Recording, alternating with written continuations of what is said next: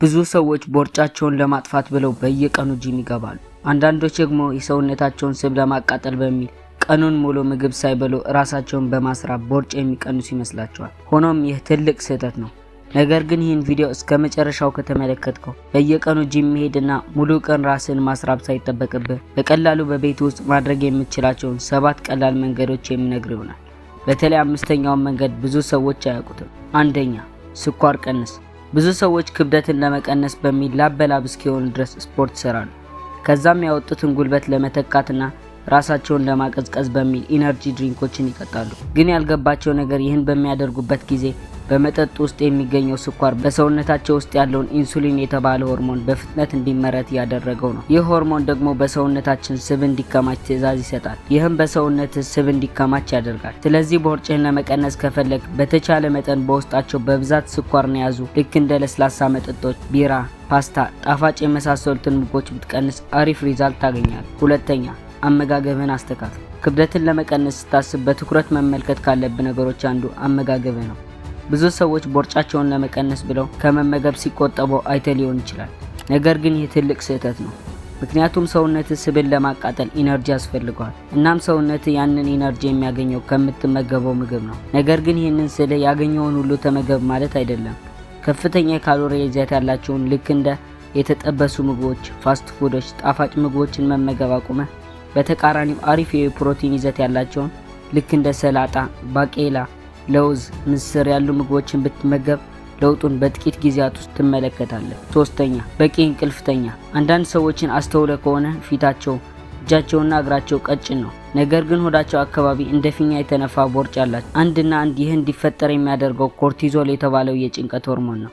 በቀን ውስጥ ከ4 እስከ 5 ሰዓት ብቻ የምተኛ ከሆነ ይህ ሆርሞን በብዛት እንዲመረት ታደርጋለህ።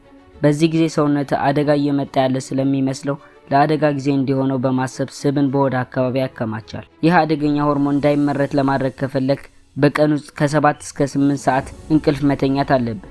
ነገር ግን በፍጹም ምግብ በልተው ወዲያው መተኛት የለብህም። ምግብ በመመገብህና በመተኛት መካከል ቢያንስ የ30 ደቂቃ ልዩነት ሊኖር ይገባል። በዚህ መሰረት አሪፍ እንቅልፍ የምተኛ ከሆነ ሰውነት ኮርቲዞል የተባለውን ሆርሞን ማምረት ስለሚያቆም ስብን መከማቸቱን ያቆማል። አራተኛ፣ በቂ ውሃ ጠጣ። ውሃ የሜታቦሊዝም ሂደት ውስጥ አስፈላጊ ነገር ነው።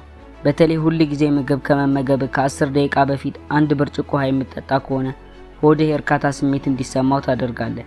ይህም የምትመገበውን ምግብ በ30 በመቶ እንድትቀንስ ያደርጋል። እንዲሁም የሜታቦሊዝም ስርዓት በማስተካከልና የምግብ መፈጨት ስርዓትን በመቆጣጠር የበላውን ምግብ ወደ ስብ ከመቀየሩ በፊት ቀጥታ ወደ ኢነርጂ እንዲቀየር ያደርጋል። ስለዚህ ሁል ጊዜ በቀን ከ2 እስከ 3 ሊትር ውሃ በመጠጣት ብቻ የሰውነትን የስብ መጠን መቆጣጠር ትችላለህ። አምስተኛ፣ በምግቦች መሃል የሚኖር የጊዜ ክፍተት። ይህንን ነገር ከዚህ በፊት ሰምተው ላታውቅ ትችላለህ። ብዙ ሰዎች በየሰዓቱ ትንሽ ብበላ ቦርጬን ማጥፋት እችላለሁ ብሎ ያስባሉ። ወይም ደግሞ ምግብ ከበሉ በኋላ ትንሽ ቆይተው እንደ ብስኩት፣ ፋንዲሻ የመሳሰሉ ነገሮችን ይበላሉ። ነገር ግን ይህ ልማድ ቦርጭህን እንዳትቀንስ እያደረገህ ነው። ምክንያቱም በየሰዓቱ የምትበላ ከሆነ ሰውነት ስብን ለማቃጠል የሚሆን በቂ ጊዜ አያገኝም። ሳይንስ በግልጽ እንደሚለን ከሆነ በምግቦች መካከል ቢያንስ የ4 ሰዓት የጊዜ ክፍተት መኖር አለበት። ምክንያቱም ምግብ በተመገብክ በ4 ሰዓት ውስጥ ሰውነት ግሉካጎን የተባለ ሆርሞን ማምረት ይጀምራል። ይህም ሆርሞን በሰውነት ውስጥ ያለውን ኢንሱሊን በመቀነስ በሰውነት የተከማቸውን ስብ እንዲቀልጥ ያደርጋል። ስለዚህ ቦርጭህን መቀነስ ከፈለክ ምግብ ከበላ በኋላ በመሃል ቢያንስ ለ4 ሰዓታት ምንም ነገር ከመብላት መቆጠብ ይኖርብሃል። ስድስተኛ፣ ቀለል ያሉ ኤክሰርሳይሶችን ስራ። ከቻልክ ጠዋት ተነስተህ ለ15 ወይ 20 ደቂቃ ሩጥ ወይም ገመድ ዝለል። በተለይ በቢሮ ውስጥ ቁጭ ብለህ የምትውል ከሆነ በየ1 ሰዓቱ እየተነሳ ትንንሽ እንቅስቃሴዎችን አድርግ። ለአጫጭር መንገዶች ታክሲ ከመጠቀም ይልቅ ወክ ለማድረግ ሞክር። ብቻ በቻልከው አቅም እንቅስቃሴ ማድረግህን እንዳትረሳ። ሰባተኛ፣ ጭንቀትን ቀንስ። ከላይ እንደገለጽነው ጭንቀት በሰውነት ኮርቲዞል የተባለውን ሆርሞን እንዲመረት ያደርጋል። ይህም ሆርሞን በሰውነት ስብ እንዲከማች ያደርጋል። ስለዚህ በተቻለ መጠን ጭንቀትን ለመቀነስ ሞክር። ስፖርት ስራ፣ ወክ አድርግ፣ ከጓደኞች ጋር ጊዜ አሳልፍ። ጭንቀትን ከቀነስክ ሰውነት ኮርቲዞል የተባለውን ሆርሞን ማምረት ስለሚያቆም ስብን መከማቸቱን ያቆማል። እነዚህን ከላይ የዘረዘርናቸውን 7 ነገሮች በተከታታይ ለ30 ቀናት ተግባራዊ ካደረግክ የምታመጣውን ለውጥ ራሴ የምትመለከት ይሆናል። ይህ ቪዲዮ ጠቃሚ ሆኖ ካገኘው ቻናሉን ለመደገፍ ላይክ እና ሰብስክራይብ ማድረግ እንዳትረሳ።